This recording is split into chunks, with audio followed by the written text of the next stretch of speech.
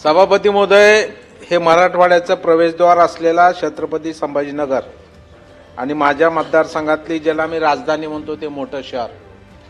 सभापती महोदय, औद्योगिकदृष्ट्या सुद्धा त्याचा झपाट्याने विकास होतो आणि लोकसंख्या दिवसेंदिवस वाढते आणि म्हणून त्याची गरज म्हणून महानगरपालिकेच्या वतीनं EN11 भागामध्ये जवळपास 9.5 कोटी रुपये खर्च करून इमारत बांधून मंत्री महोदय आता जवळपास 3 वर्षाचा कालावधी होतोय.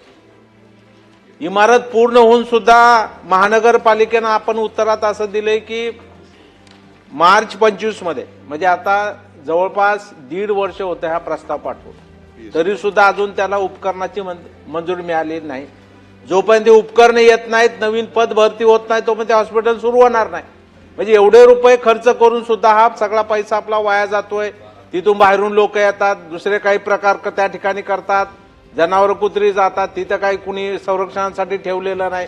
त्याच्यामुळे सभापती महोदय, या निमित्तानं माझा स्पेसिफिक आणि मुद्देसूद प्रश्न मंत्री महोदयाला आहे की आता किमान आता हे सगळा प्रश्न सोडवायचा असेल तर आता इथं आरोग्यमंत्री नाहीत, तर त्यांच्यासोबत एक कोऑर्डिनेशन बैठक हे अधिवेशन संपण्याच्या पूर्वी घेऊन हा प्रश्न निकाली काढण्याच्या बाबतीमध्ये आपण काय उपाययोजना करणार आहात आणि हे हॉस्पिटल केव्हापर्यंत लोकांच्या वापरासाठी आपण त्याचा अंमल सुरू करणार आहात.